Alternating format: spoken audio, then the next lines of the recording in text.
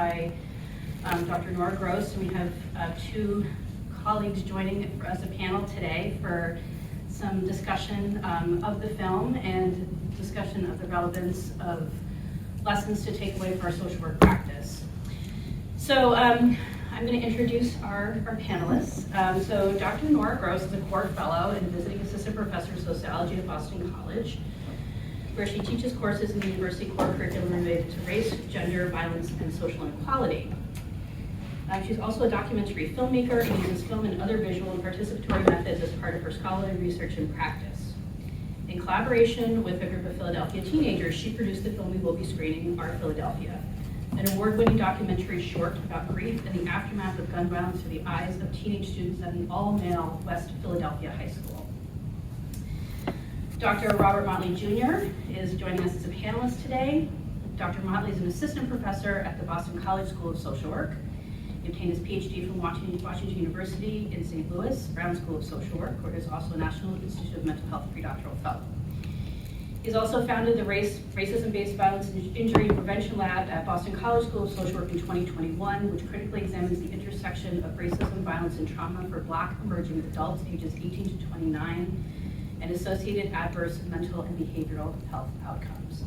It looks to identify risk and protective factors that can be targeted by behavioral health intervention programs and advance personal safety practices and policies in America that are respectful of equity and human dignity for marginalized emerging adult populations. And our third panelist today is Malaika Palacio. Malaika is a bilingual, part of the 1.5 generation and first generation college graduate who's currently pursuing her master's degree in clinical social work under the health and mental health track here at Boston College School of Social Work. Malaika previously interned and worked at UTEC, a program that serves young adults from ages 17 to 25 and who are at risk for recidivism, gang-affiliated, or justice involved. Malaika recently wrote a paper for a class that we worked in together that examines the effects of Black Latinx, Black adolescents watching, quote, viral Black death through the lens of trauma theory and discuss potential points of interventions, and is currently in process of reworking that paper for publication. So this is our wonderful panel for today. Thanks so much for joining us. And Dr. Gross, I will turn it over to you to give us a little behind the scenes introduction to the film before we watch. All right. Hello, everyone. Thanks for being here. I know you have to make a lot of choices about how to spend your Friday afternoon. Viewing a film about gun violence and grief is maybe, you have made a choice, and I appreciate you being here. So I just want to give a little bit of an overview of how the film came about, to sort of give you context before you watch it. So I'm my PhD is in sociology and education, and my dissertation was an ethnographic study in a high school in Philadelphia. And I was interested in how adolescents, and particularly Black teen boys, experienced grief when they lost friends to gun violence. And that interest emerged for me out of my experience as a teacher in Chicago, right out of undergrad. And so I got connected with this particular school in part because they had just experienced the devastating loss of a freshman student.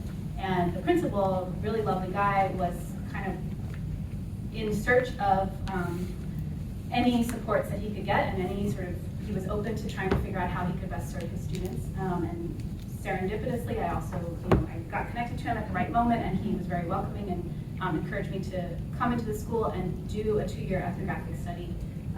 It's typically pretty hard to get access to a school for ethnographic work, and so I was really grateful that it all came together, and I think we supported each other's goals. And so I spent 2 years at the school, and the second year that I was there, this school experienced 2 more deaths of young men who were students at the school to neighborhood gun violence. And I imagine you've heard gun violence is increasing all across the country, but in Philadelphia, there's really been an exponential increase over the last few years, and really since 2013, the rates have been rising. So separately, I'm working on a book trying to make sense of everything I learned from being there and the experiences of these boys. But towards the end of my time, and this is the beginning of this timeline, in spring 2018, a few of the students that I had gotten closest with had to do a senior project. They had to do an internship as one of their graduation requirements. And Melvin and Corey were kind of at a loss for what to do, and we realized that there was an intersection. I was a filmmaker, and they were interested in making a film about their peers' experiences. So we worked together over the last couple of months of the school year for them to film interviews with their peers. And so you'll see the bulk of this film you're about to watch is Melvin and Corey interviewing their peers about their experiences of loss and grief. And then it took us another really 2 years to kind of figure out what to do with all the footage and make sense of it. I secured some funding from the University of Pennsylvania to be able to pay the students who are no longer students, who are high school alums and college students in some cases, to pay them to continue working on it with me, and we were also able to hire an editing team to work with us. So we premiered the film in July 2020, over Zoom, unfortunately. So I just wanted to give you this sort of behind the scenes so you can see some of the folks who were part of it. So Melvin and Corey, who's back, so you can see this is them conducting an interview with one of their friends. This is Sakira, did a lot of B-roll filming. This is the whole team, including the editors, watching a rough cut and giving feedback. This is Jalen, Kashmir, and Elijah watching footage and kind of putting it together. And we were really lucky to have Jalen, who's one of the, he wasn't one of the directors, but one of the supports along the way. He came to BC in December. I screened the film as part of a course I was teaching last semester, and Professor Motley was there too on the panel with Jalen and a teacher from the school. And later I'm going to read you a quote from Jalen about his experience being part of this. But that was really cool to be able to, for him to see folks watching the film and their reactions, and for him to talk about it. So yeah, I think that's enough process. I don't know where it is, but yes, I hope, I don't know, joy is not the word, but I hope you find it meaningful. I'm going to turn off the lights.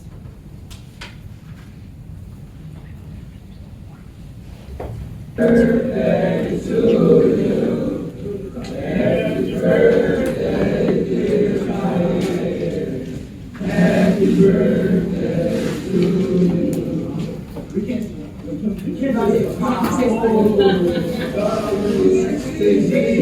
how old are you? How old are you? 17. How old are you? 17. Yeah, I just got up here. Is the volume good back there? Sleep in my room, chilling, listening to music, and I think I was just texting people. Yeah, I was coming home from school. So she texted me like in the morning. Yeah, sent me down this office. I'm like, what's up? Yeah, so your mom on the phone. And I looked in the GM, And Miles called my phone to me. And my mom tell me one of my friends got shot. And he got shot. He must be bad. I'm thinking he playing. and he texted, he was like, yo, I think Justin died. I'm like, what? That make no sense. I was just talking to him. There was all this caution tape on the block. And I knew what happened. So I tried to make it to the hospital. I thought it was going to pull through. And on my way there, he was like, he died. That's when they told me that James got killed, like the night before. Crazy, I didn't think it was real. Because I was with him the day before and shit. At the same park. I called him like 30 times. I still couldn't believe it. I didn't know who it was. And then she said Tahir. And all I remember was I just threw the phone. And I just left.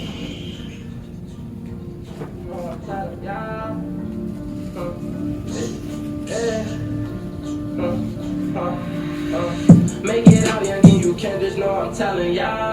Bullets fly like everyday shit, regular. It's just like $5 on my cellular.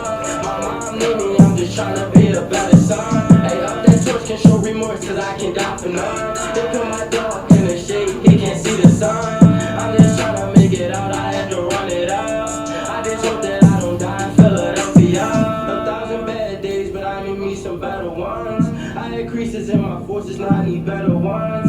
Shit changed when you make it and you come from none. Back in the day we stroll, niggas ain't no one-on-ones. But I still could stand on it if it came to one. I put my dog in the dirt, he can't see the sign. I put my niggas, they wish he could see the sign. My life just started, but some shit I had to overcome. All this gas heal my pain, cause I be super numb. I don't picture me raising a kid in this city. To be honest, that's not my goal. I feel like kids ain't gonna have no hope for real. Like now, when you little, like you got a lot of stuff to look forward to. But like, how can you look forward to a lot of stuff and like you got friends dying left and right?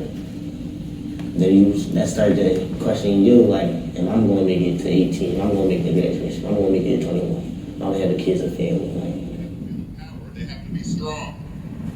James Baldwin, he said, your crown has been bought and paid for. All you have to do is put it on. All you have to do is wear it. But I have to be honest, it's hard to feel like they can have that long-range plan. It's hard sometimes to feel in control of one's own destiny when life and love can be snatched from them, from us, so quickly. In 8th grade year, I lost my pop. Fucking 10th grade year, 11th grade year, 11th grade year, I lost my man James. This year, I lost my man Hassan, my uncle Nora, and Bill. But Bill, that's my young boy. when I started with my man Nas, we was in 7th grade. Then it was Kareem, 8th grade. Then 9th grade was Ty. Then was my cousin Danny. Then 11th, going into 10th grade, it was 10th grade was my uncle. Going to 11th was my man King. Then Ja. Then was my man Karan. Then like Karan died 2 days before my birthday, and right in that, Bill died on my birthday. Then after that, who was it? My man Devin. Then my man Ray. Yeah, that was it. I feel like the first week, it was hard. Like one day I just came to her for like old period in front of the drum. But as the days go on, it was like a normal thing. It was normal. No, like for like the first month, like the vibe was different. But it's like we all wasn't as close as we was now before that son died. So now it feels better that we all close now. School was an outlet for a lot of people. Like some people, even if they didn't want to do no work, they felt safe and happy at school. And everybody can't say that. It's emotional because you see, he was a teen that died, so everybody was crying. So it's emotional for me. I was just shocked, but I didn't feel like it was real. It made me depressed. It made me like real depressed. It got to the point where I wanted to take my own life. Constantly just thinking about it, like it ain't nothing to just go away. Like you like it just people try to act like it never happened, but like that's something like once it happened, it happened. This year, I made a lot of shit. So sometimes I be waking up, I just don't be feeling like I don't even feel like getting out the bed and moving. The real rap, I just don't feel like doing shit sometimes. I was never this lazy before this year. Like I just feel like all this, everything that's going on, just made me not want to do certain shit anymore. The whole toxic masculinity thing, like everybody just think that's normal, like oh boy should just be tough, no feelings, stuff like that. But like when you lose somebody, that's a completely different feeling. Like maybe you don't gotta talk about your feelings about a girl or something like that, but like when you lose somebody, that really like that do something to you, like change your whole mindset, like change your whole mood, change how you go day by day. Ways that I cope, I don't know. I just smoke, I rap. So like sometimes I put them in my rap, sometimes I don't. I can't believe you took my brother on some busted shit. So every day I'm rolling up, I'm on some monster shit. My mama know I'm off the drugs and I ain't proud of it. Can't even answer my own thoughts, so please don't ask me shit. I don't really like talking to people about like stuff I'm going through. It's like I feel like nobody feel like how I feel. So I can't really talk to you about how I feel. I don't show emotions. Like, if somebody talk about me or something, I still smile and laugh and think I'm playing. But it might be something real serious. I'm still smiling, but the whole time I might be mad or I might be sad. I know how to keep my emotions inside and keep a straight face on. I just think about memories and shit that make me smile. So I gotta be sad. People show how they're hurt different. Like, I might have somebody that he might be feeling like he hurt, but he might go out and do something stupid, and that's how he's showing it. But you don't. A lot of people don't see that or see what you're going through. You just see somebody that did something stupid.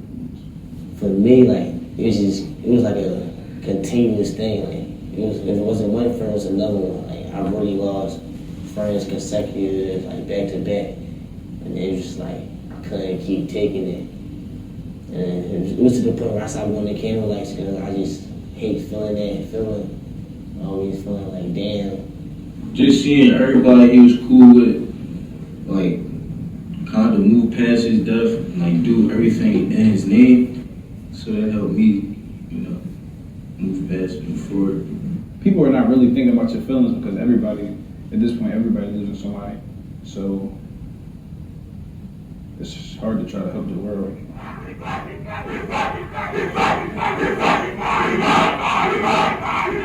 The James show was lost about a year ago today due to violence. I feel like it's pushing me to do better.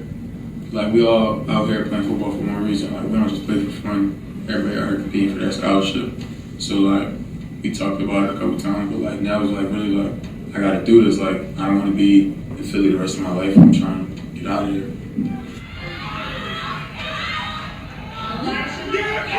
It's plenty of time where they could have kicked me out of boys' land and stuff like that, but they kept me in there, and I came out on top at graduation. That was like one of my biggest moments. Like, everybody don't got that support system though. Like, some kids don't got nobody in their corner backing them at all. They all they got, so they just doing they surviving how they can, how they gotta do it.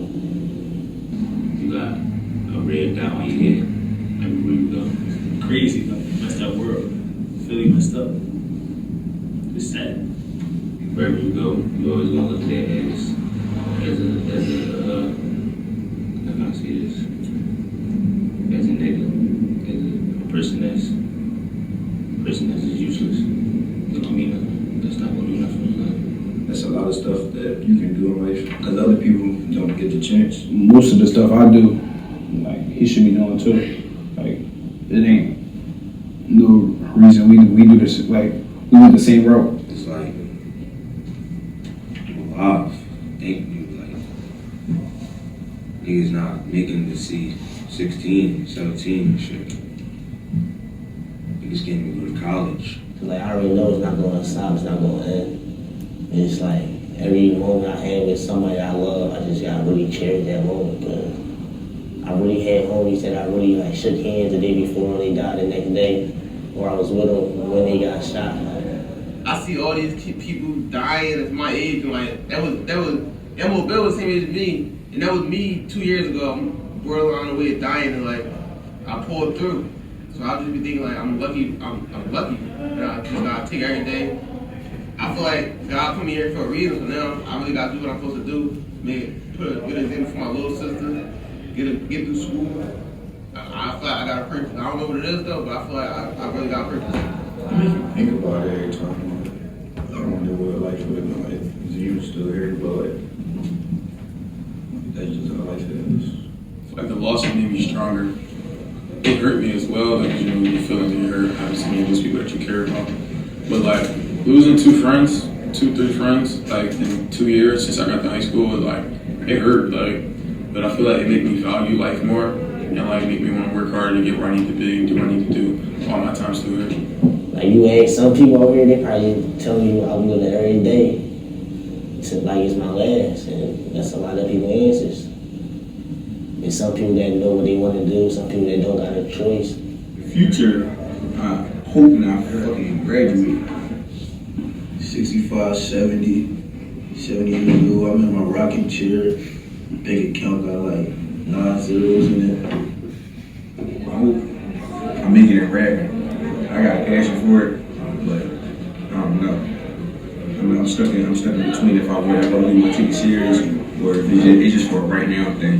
Because I really wasn't even gonna rap until I signed that. It's just like, you just can't let that break you. You gotta stay strong and keep it going, keep it pushing.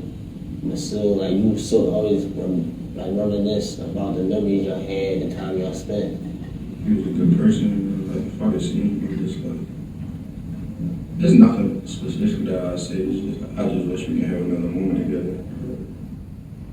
Yeah, I'm afraid of losing somebody else. I'm losing multiple people. I don't want to lose nobody else.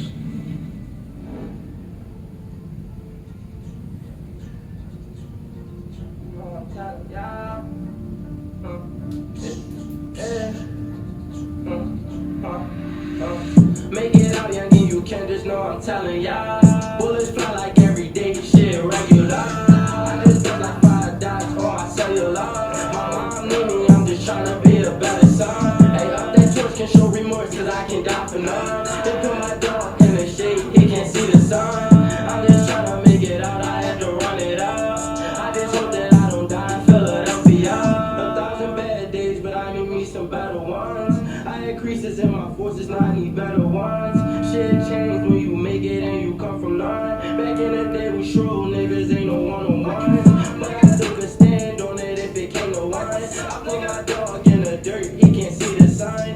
R.I.P. my niggas, they wish he could see the sun. My life just started, but some shit I had to overcome. All this gas heal my pain, cause I be super numb. And I know you could be an opposite nigga, I ain't dumb. If I don't go for anything, just know I go for some. I gave my heart to these niggas, I lost love for some. Make it out, young, you can just know I'm telling y'all.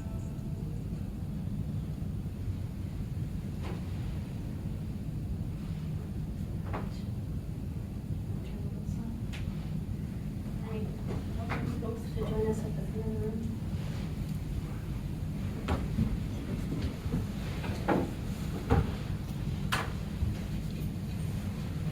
So we thought we would have some discussion, some questions for our panelists, and then we want to make sure that we have time to welcome your questions and to sit together with our experience of the window that these boys have granted us into their experience. So my first question is for you, Dr. Gross. Thank you for sharing your work with us. In trauma work and thinking about gun violence, oftentimes grief and trauma sort of become disconnected from each other. And you've shared with us a film today that really focuses in on the grieving process of these boys. I know you're writing a whole book about this, but what have you learned about the grief process of these boys, and what is it that you would like clinicians in practice and communities to know about that? I wrote some notes because I know that whenever I watch this, I sometimes forget everything on my mind. So a lot of what I learned in some sense seems really obvious and like it shouldn't even have to be said, but I think it unfortunately does because of the society we live in and the way the systems in our society are set up and the stereotypes that we all hold, and also in the context of a busy school, particularly this school, you probably saw their shirts, charter college prep school, and in sort of the context of a school with an ambitious mission of preparing young people for college, some of these what seem like obvious ideas about grief I think get overlooked. So I think I saw, and we can hear in their stories, that the boys experience ongoing grief for years after a loss for their whole lives. Some of them told me that underneath their school uniforms, they're wearing t-shirts, they're wearing bracelets, they're wearing necklaces, they have tattoos. They're like literally physically embodying their grief on their bodies for some of them every day.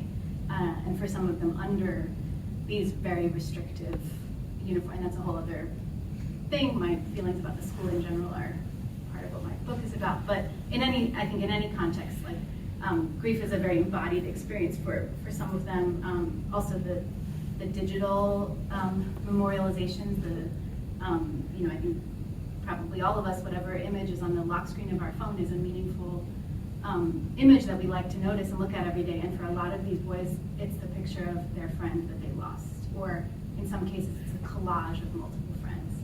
So I think that's just one thing to remember, that in your interactions with young people and just in the way we think about these young people, that they are like holding on to their grief all the time, and they're also being told in so many messages that they get to hide it, to not talk about it. They're reinforcing that for each other sometimes. So a lot of the boys said to me that they don't want to talk to their friends about what they're feeling because they don't want to make their friend feel sad.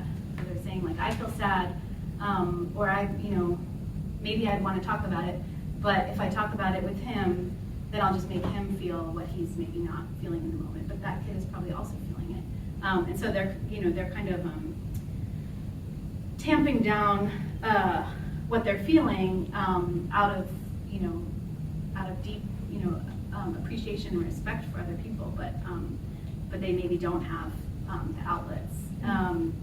And I think that's true for all of us in some respects, but I think it's especially true for boys, and I think it's especially true for Black boys.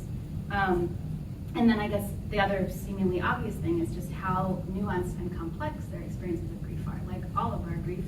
And I think that's what I'm most proud of in the film, is the way you really can see it and hear it, and that for sometimes grief is a feeling about the life that person doesn't get to live.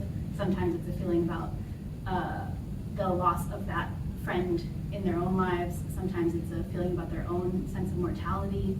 Sometimes it's the loss of one person is triggering memories of the loss of another person. And so there's a lot of layers to it. And so I guess that's all to say that my advice, if you're working in schools or doing work with young people, I think being persistent in checking up on kids, not assuming that they're done grieving just because they're not talking about it. Have a wide view of who might be grieving. This was a really interesting thing that I discovered. This school, when there were deaths of students, there was a kind of immediate push among the adults in the building to try to identify the close friends, to provide them with extra support, and I think that came from a really positive place. But there were a lot of other boys who were also close friends, but not part of the kind of publicly recognized group of friends, and I think they experienced really the disenfranchisement of their grief and kind of made it worse because they weren't publicly seen as someone who should be grieving. And I think some of the students did that to each other, but I think the adults played a big role in that. So sort of having a wider view of that. And then I guess the last thing is just to think about relationships between social work and counseling staff and teachers. In this school, and I hope that you all are in schools with a better ratio, there was one social worker for 450 students. Maybe that's pretty normal. So teachers are doing a lot of the counseling work, whether they're trained for it or not. It's just inevitable. As a researcher in the building, I ended up doing a lot of that too. And I think communication and in your role as sort of trained in this way, you can provide support to the teachers or advice, or just sort of at least be aware that there's a lot of one-on-one conversations happening with students and adults, and those adults are probably may not be you all the time, and so how can you all sort of be on the same page supporting each other's work? And sorry, one more thing, and this is something I'm thinking about in my book, is sort of at the school level, what role sort of curricularly or extracurricularly can the school adults play in helping students think about how they can channel their grief into positive action, into sort of hopeful avenues. We heard a lot of the boys talk about wanting to get out, that their goal is to leave Philly, to not raise their families in Philly. but is there an alternative? Is there a way that the school can help the students see what role they might play in the future in trying to transform their community or improve their community rather than just leave. So I think there are ways that you can play a role in that. I don't know what they are yet. Maybe by the end of writing this book, I'll be clear. But and then also just ask the boys the young people you work with what they need. They're so wise, and sometimes they just need to be asked. So sorry if any of that felt really obvious, but I think we often overlook even the obvious things. There's so much to pick up on in what you just said, but one of the things that's really coming to mind for me, I'm going to kind of jump over to you and put you on the spot if you don't mind. And, Dr. Palacios, you're talking about thinking about who's grieving and thinking about proximity, and also realizing that the pool of who is grieving is much, much larger than kind of proximity dictates. It calls to mind this concept, like that you're looking at in your work, of the idea of linked fate. Would you be willing to talk a little bit about kind of linked fate and grief? And I know I'm putting you on the spot here, but that's immediately what's coming to mind for me, and pulling that together. Or Dr. Motley, if you want to jump in too. No. Yeah. So, like Professor Kathleen was talking about, I wrote a little bit of that in my paper, linked fate. Just the idea that collectively, when a young Black boy sees a viral video or a viral post of another Black boy, being murdered, that idea of you are me, that that happened to you will happen to me, and that's just a collective mindset. We can see that in the Black community, whatever, seeing throughout history, and how it also infiltrated a lot of conversations that a lot of parents have with Black parents have with their children, and the idea of that can happen to you at any time, because just this idea of linked fate. This research has been recent about linked fate, but we have seen it throughout. It's alive in historical context. So just really looking at this grief, even if, throughout really world, you can see that what happens to one community, they will feel it. So just the idea of it's worldwide. And I think linked fate is what grounds that idea of, if another Black person sees something happening, whether it's a state-sanctioned violence or something as happening with the law enforcement, this idea that they also would feel it, whether it's consciously or unconsciously, or the body knows it, and it's collectively. So I don't know. Thank you. Yeah, I think it's very helpful in kind of really giving us something to anchor this concept of who is grieving, and what is that grief about? That it's about the loss of that individual, but also how, I don't want to. I'm going to get your words wrong if I try to repeat them back, but that's me, right? And that there's the turning in of the grief process, as well as the grieving of that external loss. So thank you for letting me kind of jump to you quickly there for that question. I think that actually kind of pivots us really well to the question I have for you, Dr. Motley, and I've written it down because I wanted to make sure that I got it correct, so pardon me for reading. Your research has focused on gun violence in emerging adulthood, and specifically risk and protective factors for marginalized populations. What have you observed through your work about the intersection of identity formation and emerging Black adults and violence exposure? So thinking kind of from the violence exposure, but also the developmental, cultural, and racial identity of Black emerging adulthoods, and how gun violence has intersected with that trajectory. No, good question. A lot to unpack. I think this documentary is a wonderful product that really showcases a lot of the ebbs and flows that young Black boys go through, particularly around gun violence. And we have to think about, these are boys. Even though society a lot of times try to look at them as men, these are young boys, you know, and given the amount of violence that we've seen, you know, I think he counted maybe 11 individuals that had passed. These are close associates and family members that he had experienced just over a few years, you know, and so when you think about that, these are, you know, 15, 16, 17-year-olds. And so when we talk about identity, a lot of the work around identity development started with Eric Erickson and James Marcia. They were some of the pioneers when they talked about how does these adolescents and youth develop their identity development. So it's been expanded upon by other researchers throughout the decades, but this is really a period where, you know, a lot of these boys, they're still growing, you know, physically, cognitively, psychologically. They still have these growing demands on them from their family, from school, from society, and really trying to understand about their independence and where they fit in the world. You know, but another important thing through this developmental stage is also they're starting to explore their own ethnicity, you know, in terms of group affiliation based off of ethnicity, and then also what does it mean to be a black boy in America?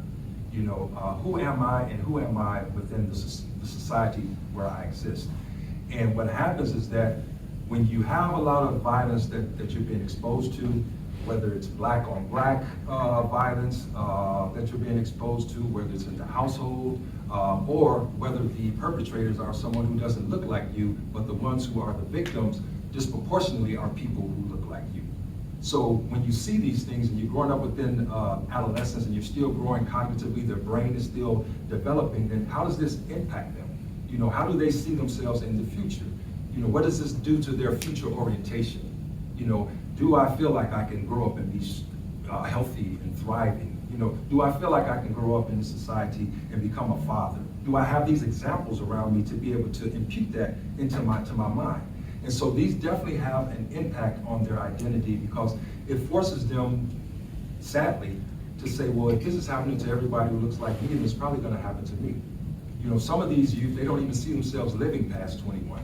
So when other youth are thinking about, you know, their SAT scores and what college I'm going to apply to, and thinking about the college experiences they're going to have, getting away from mom and dad, having some source of independence, they don't even see that as a viable outcome for them.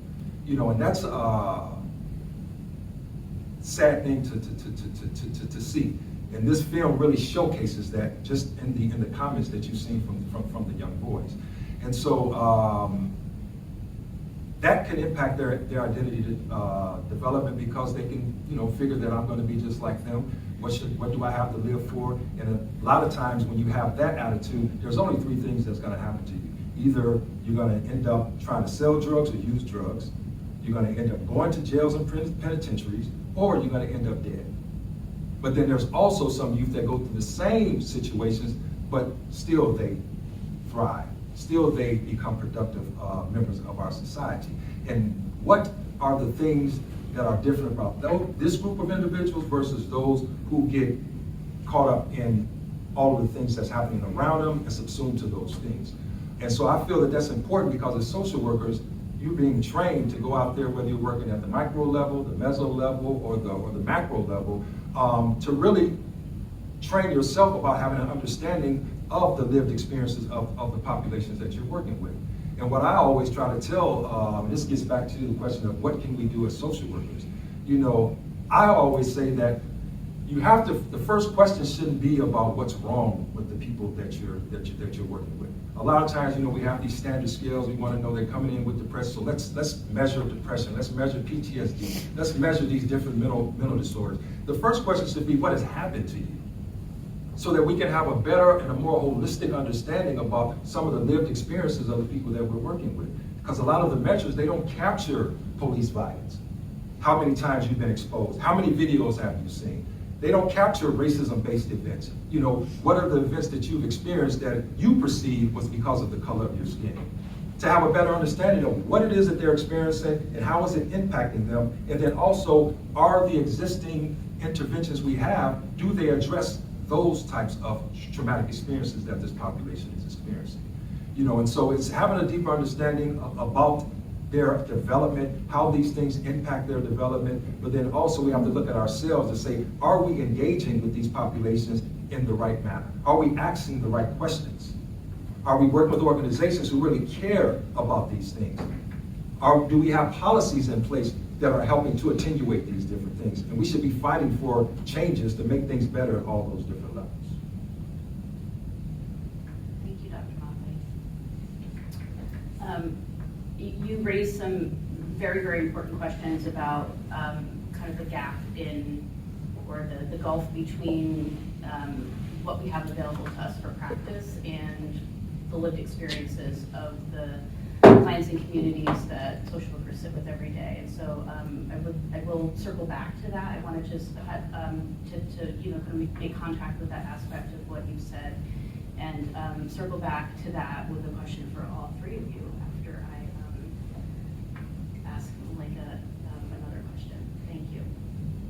So you've talked a little bit about feral Black death and linked fate, and as we think about the multiple layers of trauma exposure, of violence that Black boys are exposed to, there's this additional layer that you've been looking more deeply at, and I know Dr. Motley, you're also looking at this in your research about viral exposure to violence against Black youth and the impact that additional level of exposure has on Black emerging adults.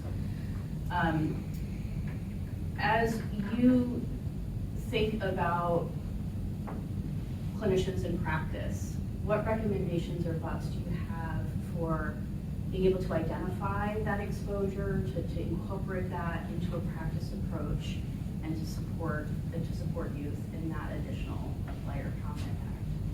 Yeah. I think the first thought that comes to mind is contextualizing the trauma. So like what you mentioned of additional layers. So in regards to like watching racialized, like viral posts, videos, whatever, of Black individuals being gunned down or even worse, we see that it's a layer on top of historical trauma. So with that idea is, I'm going to reference res medicum of like the idea of that historical trauma gets incorporated into cultural norms. It gets internalized. So you've seen a double layer, right? And so what comes to mind is if you separate the psychological trauma that comes from watching these videos and do not tie it to the historical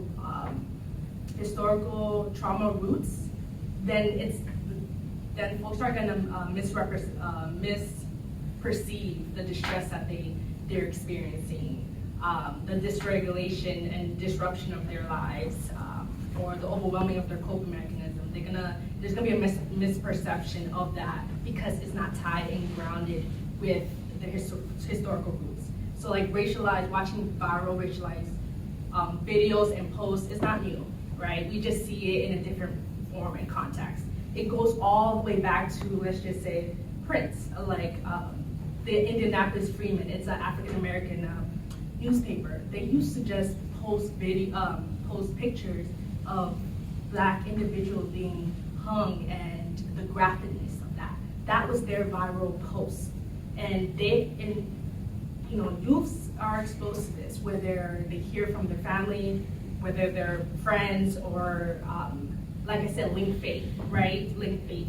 So having that understanding, whatever the response or intervention, a lot of our interventions that we're all sometimes learning in class, does it contextualize within historical roots and what has happened. And so even identifying it, we can even see in some of Elijah what they said, and I'm also going to piggyback on Dr. Motley said, like, just that idea won't make it past 16 or 18. I used to have like folks around me that, I thought it was a normal thing with a lot of the guys, be like, oh, nah, my goal is to get out the hood, right? And it's a cultural thing. It felt like a normal or normative saying. And that is like an identity, like what trauma does is creates a lack of sense of safety, a control, and ongoing too, what is the systemic, on top of constantly watching viral posts and how long it's been going on, there is a lack of control in that. And so identifying that may seem like it's a cultural thing, like it's a normal thing, but that is an indication that is a response that has been internalized and into, like, even what Dr. Martin was saying, as an identity, like, this is all that I have for. This is a goal. This is, just an aspiration to make it out alive, right? And so besides, what we learned in class of a lot of what trauma does is, override our own individual coping mechanisms, so it gets manifested into like health compromising behaviors. Like we learn it in class of like substance use, like so many other things, or hyperarousal, but there's other signs besides that. Like look into, cultural patterns. What Elijah was saying, like I won't make it out. Like those type of signs of indication should just make your ears raise up, and that takes a sense of cultural humility. Even if you're not part of that community, when you hear somebody say, "I'm just trying to live day by day," that's what trauma does. They focus in the present because that's all they have. They can't look at the future. And from classes, what it does to their brain, and so these are different signs. And I guess an intervention, I can go on about it, but like just to hone back into the question, like my thoughts, I would say, I wouldn't give a specific thing, but I think I definitely would just go back to contextualize this psychological trauma from, being specific, watching these viral posts in historical trauma roots. Go back to history and name it and bring it into some consciousness with these youths.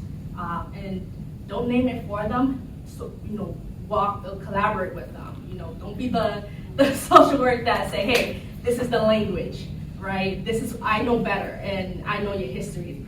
So, I think we're going to hold our place, but I think those are some of my initial thoughts. There's a lot there. Thank you very much. Dr. Motley, I know that you also are looking at viral exposure in your work. Did you want to add any comments to what Malaika has guided us towards? She did a great job. I would just say that, social media is a very new phenomenon, so we don't really know the true impact that it's having, on, particularly youth and emerging adults, but on older adults as well. We just started having research, I would say, probably in the past 10, 12 years now, trying to look at social media, how much people use it, why do people use social media. We don't even have data on how many times folks have been exposed. It's one thing to see a video, but how many times do you actually just go back and continue to look at that video? And what is it about that makes a person want to continue to view these videos? And what is it doing to the impact that it's having on them emotionally, psychologically, physiologically, and all those different things? And so I think that we have to do a better job at our inventory when we're talking with clients about exactly what it is that they're experiencing. Because a lot of these things are not on the checkbox. When we talk about, even when you look at the definition of trauma, when we use the PTSD, there's nothing in there about racism. The only thing in there about media is if you've seen it through as a result of your job, not just from looking at social media. Why isn't that? When we see it, particularly from emerging adults, they are the biggest users of all social media platforms, whether it's YouTube, Instagram, TikTok, all those different things like that. Those 18 to 29-year-olds, they're leading all of the age groups in utilizing. That's where they get their news, that's where they meet friends, that's where they send information to, and all those different things like that. And so we have to make sure that we are changing as a profession and what we're doing, and that we're adjusting to the times that we are in. Because that's the only way that we're going to be able to really try to dig deeper into what it is that they're doing, what's happening, what they're seeing, what is the impact. Is we have to be abreast of those things too, and we have to be collecting that information. But if we're not collecting that information, then we're missing out on some valuable things that we can be paying attention to try to either solve the situations or at least help them to be able to cope with what they're going into in a healthy way. Because there are certain things that can be tapped into through my research, and we can talk about that later, that I feel is important when we're working with youth or emerging adults around violence, trauma, and racism, and things like that. I'll just add to that exposure to gun violence is currently not one of the ACEs, the Adverse Childhood Experiences. Friend loss, like we think about parental loss, child loss, but friend loss is also kind of a neglected. I don't know what checklists are like specifically used in different professions, but I think we often neglect the idea that losing a friend can be as significant as losing a family member. May I add also, like, what stuck out to me with Dr. Motley, you were saying that question, like, what has happened to you? I may even add that, and like we're talking about historically, just saying, hey, what has also happened to your family? Like, what has happened past your parents, past, your grandparents, and from there, not only what has happened with them, what does resilience look like through like your parents past your ancestors? So gathering that information too just goes beyond and that's just like, that gives you where to go.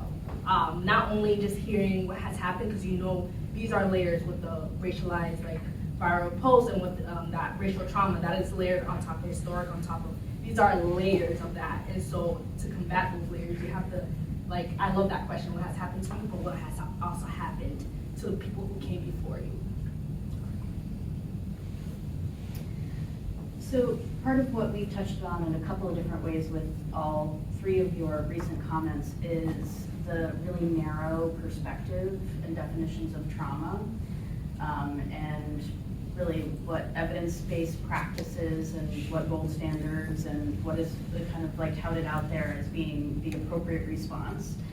And as clinicians, we learn about and we train in these modalities, and then we find ourselves in practice settings where the lived experiences that we are trying to support folks through and respond to are just, there's a huge gulf gap in between. And I think as clinicians, we're forced in that space into trying to be creative and thinking a lot of times about turning towards non-clinical mental health interventions as ways of trying to support and respond. And I guess in thinking in light of that, I want to think about the process of making this film in particular. Could we consider the making of this film by the boys about their lived experience a non-clinical mental health intervention? And do you maybe have some thoughts about, Dr. Gross, about how potentially being involved in this project may have been helping to facilitate or support that grieving process for these boys? Yeah, I have a quote to read to you from one of the boys who was involved, who had a very positive experience, and I'm excited to read this quote. But I also want to acknowledge that there were moments throughout the 2+ years making the film, and then this last 2 years of sort of taking it around and sharing it with people, that I've sometimes had a hard time getting in touch with some of the guys, or I invite them to screenings with me, and sometimes they're interested and sometimes they're not, or sometimes they don't respond. And I have at times wondered if they're not responding or if they're not interested because it's too hard. And even during the process of making it, I think there are ways in which it was really helpful and cathartic, and Jalen's quote shares that, but I'm not sure for everyone. And I think also their attitudes towards it can change over time and can, not just in a linear way, but back and forth. And so I sort of add that caveat before reading this quote from Jalen. And Jalen he doesn't actually appear in the film, but he worked on it, and he was the one who came to BC in December. And so he said, "The mental, spiritual, and emotional healing that has to take place after a tragedy like that takes a lifetime. For a lot of people that were either in the film or a part of the filmmaking process, constant deaths were still occurring." And this is even for Elijah, the one who was counting on his fingers. He counted 11 in the video. He has lost at least 3 really close friends since then, including his brother. So that's all, in the last 4 years since this film was made. So Jalen says, "So for me, and I think a lot of the guys being a part of something that not only keeps Ja's name alive, Ja's son, who's one of his friends who died. This was something monumental, bringing awareness to things we had to deal with as inner city teens in Philly. Fast forward 4 years to December 2021, and I was able to watch our story be played in front of people who wanted to understand us. And thanks to you, continue developing better ways to cope with this. I was almost in tears. For me, not to sound extra, but seeing everything come to fruition with the film and the book turns that pain into happiness. And I mean, you can attest, I think he had a really meaningful experience, his trip to BC and it, getting to know you as well. So that's a positive story, but I think it's a little more complicated than that. Certainly worth getting through together. I'd open, I think, the similar question to each of you as we think about you know, that gap and the sort of the making it up along the way sometimes that we find ourselves in, of trying to think about ways to be supportive and responsive when our assessment tools, our measurement tools, our evidence-based practices aren't designed to really be responsive to the multi-layered and the totality of the lived experience of youth.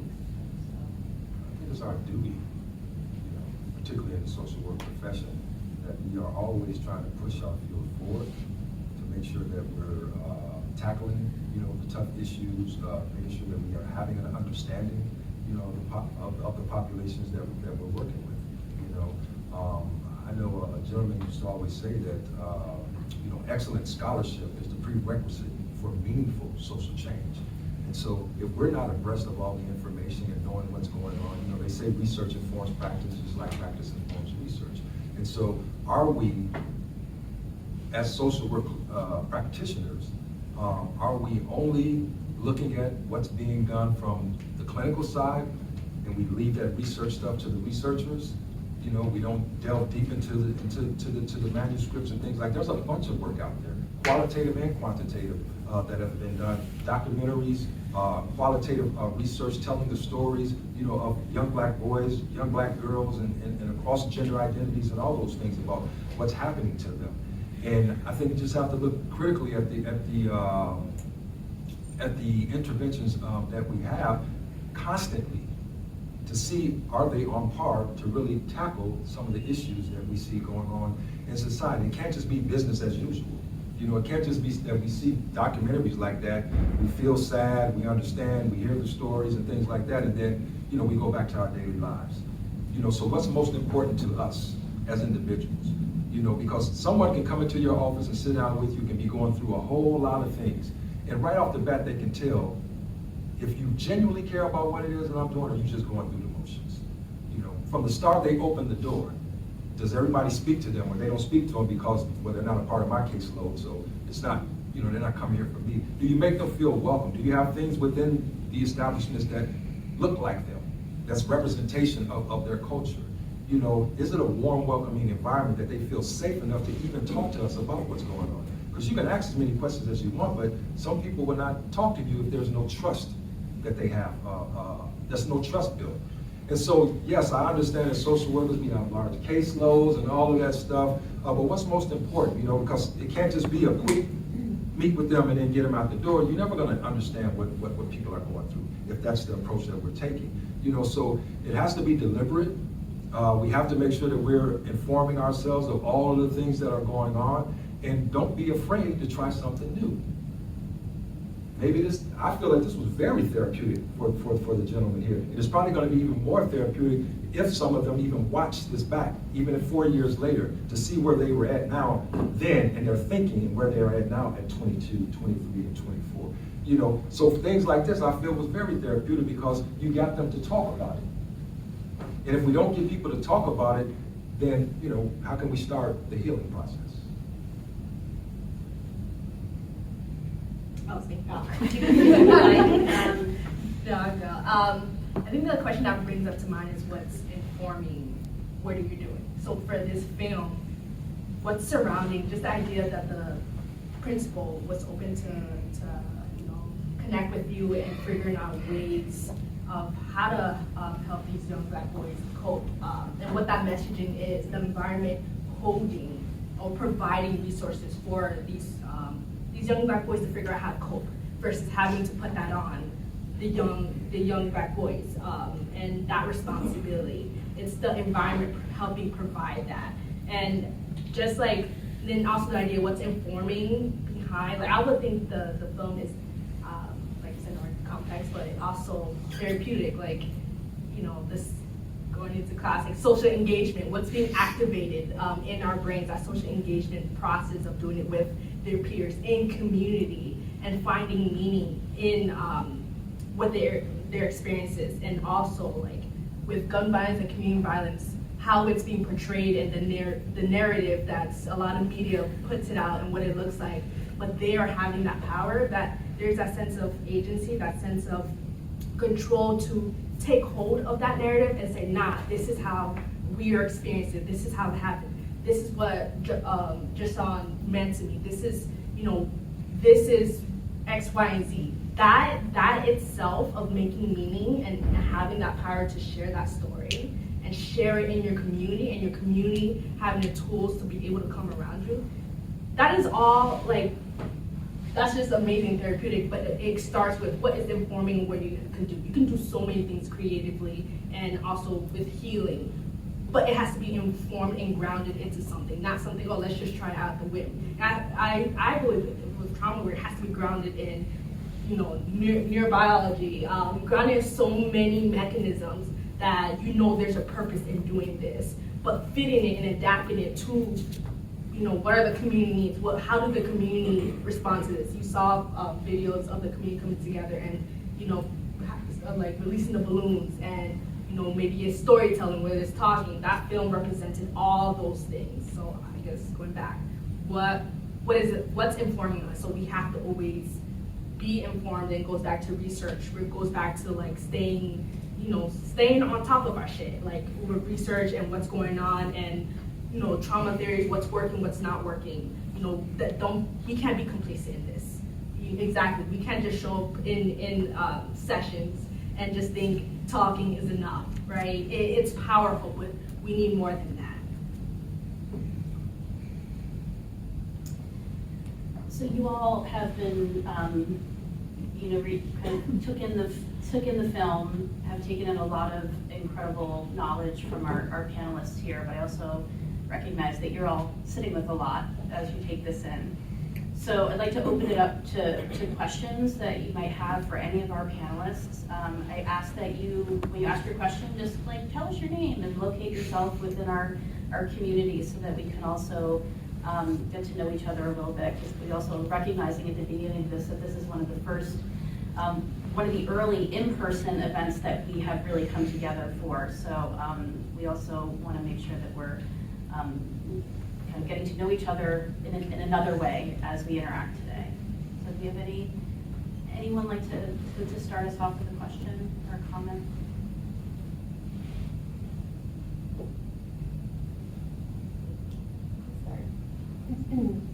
Many. Jimena Soto, I'm the Assistant Director of the Latinx Leadership Initiative at the school. So many different thoughts floating through my head. This struck one of the things that you said, Dr. Motley. These are boys. I have a 15-year-old boy who goes to a Latin school. So just knowing being witness to what he's going through in his adolescence and all of those big questions that he's asking and the future that he's imagining and questioning, do I want to be a teacher? Do I want to be, right? All those things, those kept ringing true as I was watching these boys narrate their stories and allowing it, like you said, into the window. One of the things that you said, Malaika, that I love is that resilience that comes with the community, and just how it has to be grounded into that holding space. I'm wondering, how did the community react, both at the school level and at the larger community level, to hold each other, right? Because I recognize that a lot of our interventions that we think are individual, but also there is historical resilience that Black communities in this country have. Just the mere fact that anyone standing, given the historical context of this country, is miraculous in and of itself. How did the community come together, and how can we as social workers also amplify that and celebrate that as part of the intervention that we think of collectively rather than just individually with the mental health? I don't know if that made any sense. But. So in terms of this school, and it is a Latin, you probably saw Boys Latin, modeled after Boston Latin and another school in Philly. I think this school did a really good job in the immediate aftermath of these losses of coming together and of really taking seriously the idea of community. And I think it's Melvin who says in the film that just being at school was helpful for them. And I think the adults in the building recognized that. One of the deaths occurred during spring break, and they opened up the building the day after and just had pizza, and any adults who wanted to came, and kids just kind of came and hung out in the cafeteria. And I think there was a lot of value in just being able to be together and hold each other, and they opened up the space also to the families to use the school building for the repast or for the reception after a funeral or for vigils. So I think all of that worked really well. And there were a lot of, like the opening of the film, you see 2 birthday parties, 2 successive years of a birthday party. Those were birthdays for Tahir, his 16th and his 17th birthday. He was killed when he was 15. And those gatherings on his birthday were organized by a teacher for his friends, for the group of people she identified as his closest friends. So back to my earlier point. And his family, his mother and his siblings came to the school. And I think those were really meaningful moments of community on these really difficult days. I have a lot of critiques of the way the school handled it, and one of them is about the immediacy of the shift between that community, coming together in the day after a loss, and then the kind of what felt like a very instant return to business as usual. And I think some of that is related to the overall mission of the school and the sense of this being a college prep environment, and the sense of urgency, the sort of perception that the students were coming in already behind and they really can't afford to miss any more time. Most adults had the best of intentions, but I think in practice it kind of played out by really conveying to the kids that grief was something you experience for one day and then you move on. Yeah. So that's sort of how I answer. But I'll just say I don't know what the alternative is, because I don't think the alternative is like no structure, no rules, no discipline, no classes indefinitely. So I don't, when I critique the school, I don't have the answer yet. I think it's really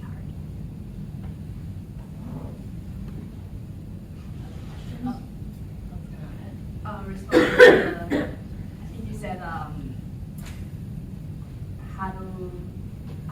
to amplify and celebrate the and not being the cultural aspects that have been resilient and so it brings up to mind, so I'm currently writing a paper on emancipation emotional circles, and this is more of a community collective base, but it's basically what you're like talking about.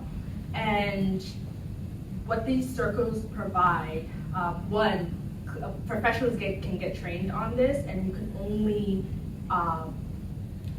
do these circles if you're trained, right? And these are for circles for Black or like individuals from African ancestry, and it's also professionals get trained and also community members, right? And it's supposed to be long-standing, and the idea behind it is folks coming to a space where you're uprooting Black inferiority, and that we know that it's cousin to white supremacy, and And it's the notion that it's believed that is what fueling, you know, the impact on Black folks' sense of self and how we go about and move around this world. And the idea that we want Black people to just not survive but thrive, and doing that internal work. And there's tenets of how to have that emotional emancipation in those circles, and it's continuous, right? And there's some in Cuba, there's you know, in New Haven, Connecticut, here in Massachusetts, it's all over, and you get trained in it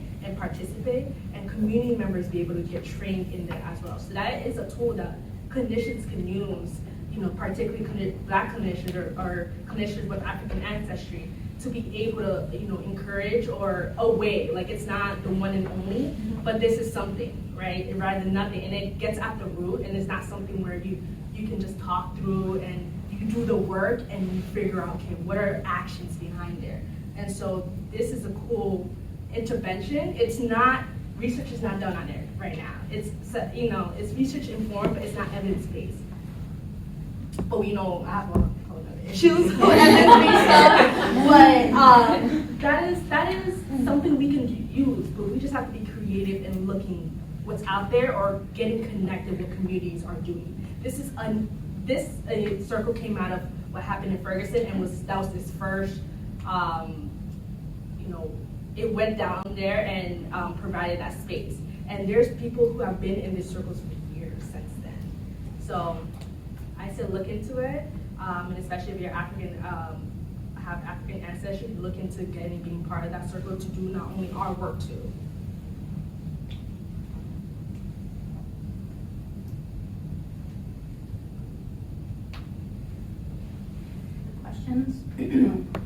I'm a first year MS studies student.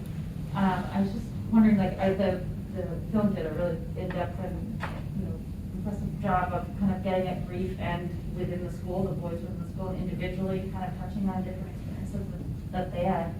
But I was wondering, in the broader community, what the gun violence, what they experience when they leave the school doors, you know, and just what some of the themes that come up where the experience, like how they feel on the streets, or with, you know, if they knew the person that was involved in the, you know what I mean, like if they knew the perpetrator as well as the, you know, the kid, or how does that, I was just wondering what some of the thought experiences they have in the community outside the school, or that come up, and how that impacts them. Yeah, trying to think of what patterns. I have thinking of like lots of little anecdotes, but not necessarily overall patterns. I mean, my research was really solely based in the school for a number of reasons, so I don't know as much about. I mean, obviously, these experiences of loss are about things from the community coming into their school lives and informing their school lives. In terms of the perpetrators, it was a mix in these cases in terms of whether they knew them and whether they were sort of within a network of peers or unknown people or sort of random events. There was an instance in the last, I think about a year and a half ago, since I moved to Boston, but I'm still in touch with a lot of folks at the school, where there was a boys Latin student who was a perpetrator and killed someone who was also a student at the school at a different time. And I think that has been really hard for everybody at the school to figure out how to make sense of and how to talk about. And yeah, I don't know if I have immediate answers to your question though. It's a really good and important question, and maybe this is more in the realm of your work. Yeah, I think you saw some of it even if you listen to the lyrics of the gentleman that was rapping, where he was talking about, you know, what he does because someone killed his best friend. You know, so there's many different responses that a person will have. It has an impact, let's say, on who was killed, but also the perpetrator of it, who actually killed the person, particularly in these types of communities. You know, right now, even in New York, you know, they have this big drill rap thing that's going on where, you know, people are using social media to say what they have done to someone who has done something to their friend or to someone else. You know, and so a lot of that comes out of Donald Blackman's self-help theory. You You know, and this is something that's old back in the days when people no longer look at police as a valuable solution to go for help, then they rely on themselves. You know, and so why should I, as a young black boy, call the police when I see that they're killing me at disproportionate rates? And so instead of me trusting in them, and a lot of times when they do go, they'll tell the people who they're telling on that, yeah, so-and-so told us what was going on with you, so he, what they called, ratted him out, and now you get retaliation that way. And so when you have those situations, a lot of them are just depending on themselves or their other peers that they're affiliated with to retaliate. So if you do something to my sister or my loved one or my friend, then we're going to do something either to you or to one of your loved ones. You know, and so that's why you see the spikes. That's my hypothesis for the rise in community violence within black communities, is because there's a breakdown in the relationship between the residents and the police, who should be solving these crimes and be the first one to call when someone is, particularly when someone is killed, but they're not. And then you're seeing these rates rise because they're taking the laws into their own hands and saying, now we're gonna go and retaliate. And what comes with that, it could be more death, or the person who did that could go to jail, get caught, all of those different things like that. And so I think that's what they are also dealing with in the community. But a lot of times you don't talk about it on film because now you're incriminating yourself if you talk about what it is that you did. But I'm pretty sure that a lot of them, if you talk to them on camera, they have known of experiences of that, where someone who they knew, and this person knew who it was, may not have been them, but they know who went and did something to that person as well. And that happens regularly within these communities. And so you have organizations like what used to be called Ceasefire now, but they're called Cure Violence, I believe now. So these are individuals who have come from the streets, been leaders of gangs and things like that, who are now trying to go in the community to be aware of when something happens, the first thing they do is go talk with the victim's family and friends to get a sense of who did what, so that they can now try to stop from any retaliation that's going on. And it has had some success. They've been evidence, whatever you say. They've been evaluated not only in this country but in Africa and all these different things like that. But nothing to say. I mean, you have these evaluations, and we all know that there's a lot of political stuff goes on with evaluations, but they have been around for a long time, and they do. I appreciate that they have folks there who have the lived experiences. These are individuals who have, either been in prison for 20 years or have done some of the things, have been leaders of drug organizations and everything, who's changing their life to say, okay, let's put them in the community to help try to resolve some of the conflict. But my only concern about that is why is the responsibility always on the populations that are the victims?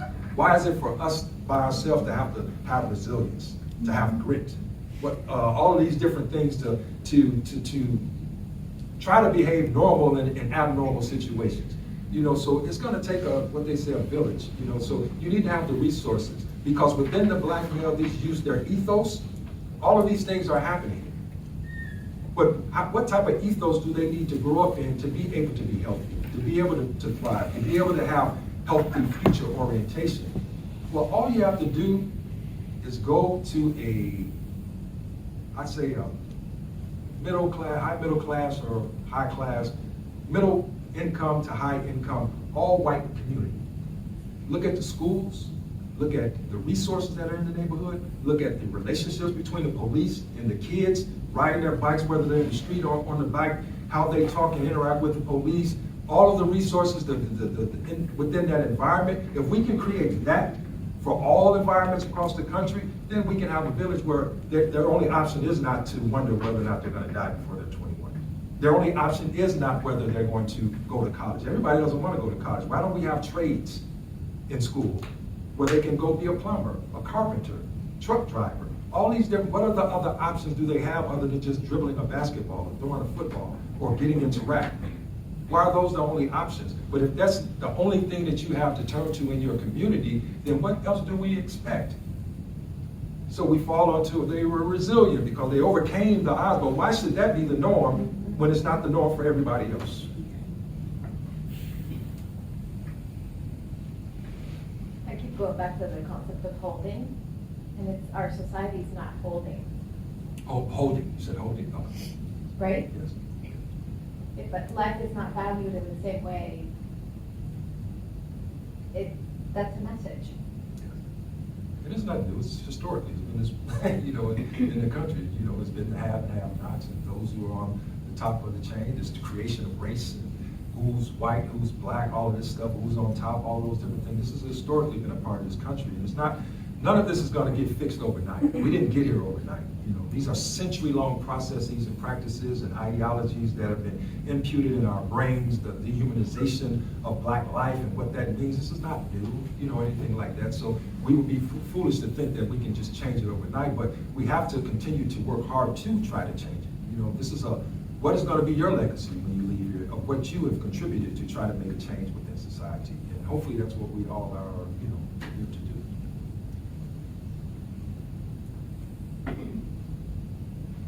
Time for one more question. Anyone's holding anything? So I have a question for Dr. Gross. I lived in Philly for 4 years, and after I graduate here, I'm planning on moving back. And I'm just wondering, something that I've been trying to figure out is that I know Philly really values their communities and their neighbors.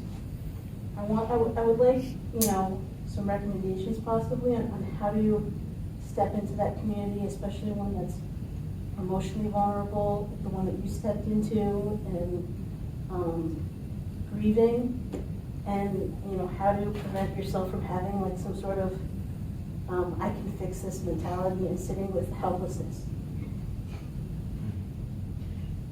Yeah, that's tough. I mean, I think the approach that you're framing, I think, is a great start in terms of just recognizing that joining a community, whether you know it's in a formal role in a school or you know or a clinical role, or whether it's sort of informally, like wherever you move to, and you know, just becoming a neighbor and a part of a neighborhood. Yeah, I think it's important the way you framed it, that like there are things you're gonna have to get to know, and I think asking a lot of questions, you know, being vulnerable and open about, you know, the way you just said it. Like, I'm new here. I want to understand what things are meaningful to you. This is the experiences that I'm bringing. These are the other contexts I've been. I've been in Philly, you know, in this other neighborhood for 4 years. I think your other question, like, how do you find that space between this sort of, you know, savior complex, but also like complete hopelessness or helplessness? I mean, I think that's what I heard you say. Like, is there something between those two? I wish I had like a silver bullet answer.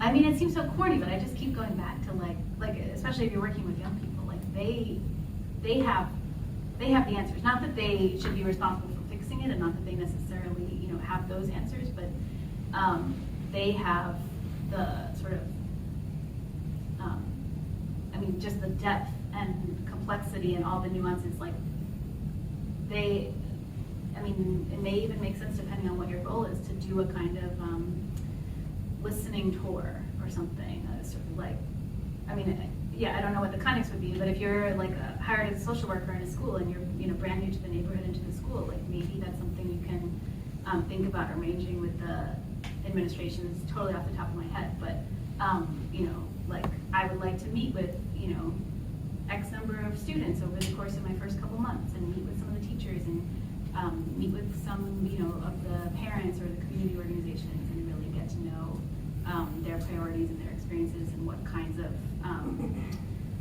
you know, what kinds of issues are going to present themselves here. Yeah, and then how to not feel helpless or like a savior. Yeah, I don't have an answer to that. I feel like since I'm in the advanced standards program, so my MSW is kind of packed into a year. So like the biggest thing that I've kind of felt is like this helplessness. Like I feel out of control of a lot of situations, systemic things, and now graduating and being in the real world, you know, and in a sense, how am I going to manage that? You know, in a community that I'm not really a part of yet. So, I mean, in one sense, like, in your day-to-day interactions with people, it's like one person at a time. This is the person that's in front of me, that's coming to me for help. Let me be fully present in this interaction. And, you know, assuming you're not doing something like terribly wrong, you're probably helping them just by, you know, at least in that moment, just by, you know, being there. And then, you know, as you build up more experience, you'll start to notice patterns, and maybe you'll start to develop ideas, maybe not at the systemic level. I mean, it's going to take a lot of us, and, you know, it's not going to happen overnight, as you said, to make those kinds of changes, but at the level of whatever small system or institution you're part of, if you're kind of keeping track of what you're seeing and give yourself some time to like make sense of it and ask a lot of questions, you may be able to identify ways that at the level of this institution or this, you know, space, there are some bigger changes that could happen. I would say be gentle with yourself about the first year or two or 5. And know that you're not alone in that. yeah, thank you. So I realize it's 5 o'clock. I know we could continue on, and I want to take a moment to close this out. In addition to thanking our panelists for your wonderful insights, I want to express gratitude to each of you for taking the time to be here today. And if we could all just take a moment to, you know, anytime that we come into contact with someone else's pain or suffering in service of our learning, I think it's important to express gratitude to those individuals who've allowed us to be a guest in their experience. So if you could just take a moment and think about, these boys are out there somewhere, they're young men now, and just take a moment to send some gratitude and positive energy in their direction as a way of closing us out.